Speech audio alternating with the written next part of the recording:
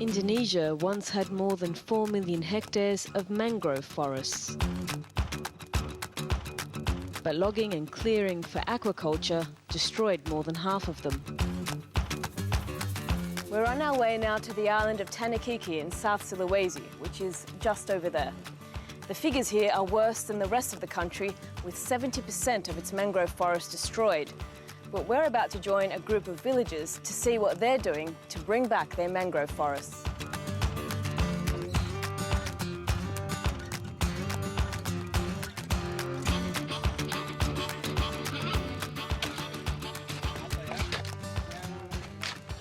Yang ada pohon tidak mau diurus. Ini. Benjamin Brown is part of the Mangrove Action Project, a Washington-based NGO. In a pond, they can't grow because it's underwater all the time. So we want the tide to come in and out so that mangroves get watered, but then they also, the soils are drained and they can grow.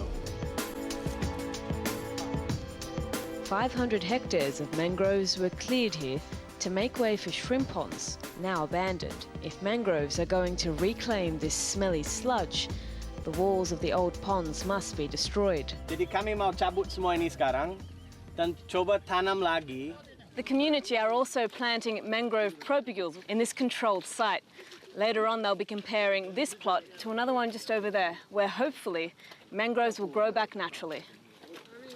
Manfaatnya ini kalau ini sehat, kayak mangrove-nya sehat, karena menghasilkan banyak ikan, banyak kepiting, banyak udang. Kita di sini kampung tidak ada air naik, tidak ada.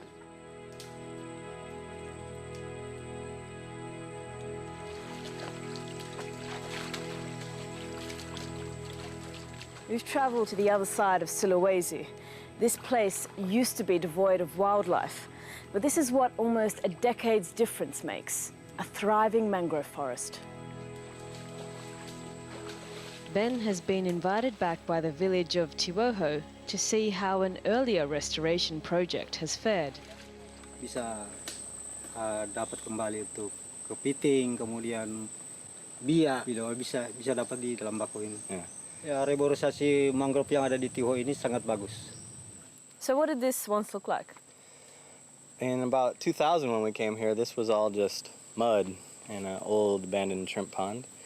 And we planted a little and then we broke some dike walls in 2002 and it's grown back since. Amazing, about 9 meters tall at its tallest.